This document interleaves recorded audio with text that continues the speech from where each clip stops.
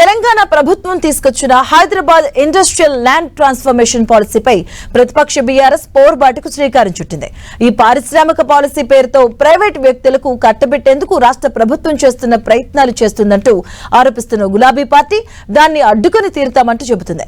పారిశ్రామిక వాడల్లో కేటీఆర్, హరీష్ రావుతో పాటు బీఆర్ఎస్ పార్టీ బృందాలు క్షేత్రస్థాయి పర్యటనలు చేయబోతున్నాయి. తెలంగాణ సర్కార్ ప్రకటించిన ఇండస్ట్రియల్ ల్యాండ్ ట్రాన్స్ఫర్మేషన్ పాలసీపై బీఆర్ఎస్ తీవ్ర అభ్యంతరం వ్యక్తం చేస్తోంది. విలువైన ప్రభుత్వ భూములను అప్పనంగా ప్రైవేట్ వ్యక్తులకు కట్టబెట్టే కుట్ర జరుగుతోందని గులాబీ పార్టీ నేతలు ఆరోపిస్తున్నారు. గత ప్రభుత్వాలు పరిశ్రమల స్థాపన కోసం, ఉపాధి కల్పన కోసం అతి తక్కువ ధరకే కేటాయించిన భూములను ఇప్పుడు మల్టీయూజ్ జోన్ పేరుతో రియల్ ఎస్టేట్ వ్యాపారానికి మారుస్తున్నారని బీఆర్ఎస్ ఆరోపిస్తోంది. సుమారు 9,300 ఎకరాల భూములను మార్కెట్ విలువ కంటే అతి తక్కువకు కేవలం ఎస్ఆర్ఓ రేటులో 30% రెగ్యులరైజ్ చేసి సుమారు 5 లక్షల కోట్ల ప్రజాధనాన్ని కొల్లగొట్టే కుట్ర జరుగుతోందని కేటీఆర్ అంటున్నారు. పేదలకు ఇందిరమ్మ ఇళ్లు కట్టడానికి కనీసం శ్మశాన వాటికలకు కూడా స్థలాలు లేవని చెబుతున్న ప్రభుత్వం వేల కోట్ల విలువైన భూములను మాత్రం ప్రైవేట్ వ్యక్తులకు దారాదత్తం చేస్తోందని విమర్శిస్తున్నారు.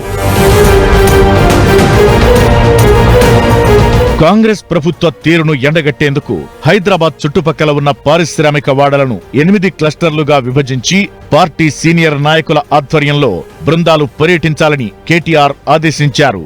ముఖ్య నేతలతో టెలికాన్ఫరెన్స్ నిర్వహించిన కేటీఆర్ పోరుబాటకు పిలుపునిచ్చారు. అక్కడ స్థానిక నాయకులను, ప్రజలను కలుపుకుని వాస్తవ మార్కెట్ విలువకు ప్రభుత్వం నిర్ణయించిన ధరకు ఉన్న భారీ వ్యత్యాసాన్ని ప్రజల ముందు ఉంచాలని నిర్ణయించారు. ఇండస్ట్రియల్ ల్యాండ్ ట్రాన్స్ఫర్మేషన్ పాలసీపై నిజ నిర్ధారణ కోసం ఈ నెల 4న బీఆర్ఎస్ ఏర్పాటు చేసిన 8 బృందాలు ఆయా ప్రాంతాల్లో పర్యటించనున్నాయి. ఇందులో భాగంగా క్లస్టర్ 1లో మాజీ మంత్రి హరీష్ రావు నేతృత్వంలోని బృందం పాషామైలారం, పటాన్చెరు, రామచంద్రాపురం ప్రాంతాలను సందర్శించనుంది. క్లస్టర్ 2లో మాజీ మంత్రి జగదీష్ రెడ్డి నేతృత్వంలో నాచారం, మల్లాపూర్, ఉప్పల్, చెర్లపల్లి ప్రాంతాల్లో బీఆర్ఎస్ నేతలు పర్యటిస్తారు. క్లస్టర్ 3లో మధుసూదనాచారి బృందం మౌలాలి, కుషాయిగూడ పారిశ్రామిక వాడలను విజిట్ చేయనుంది.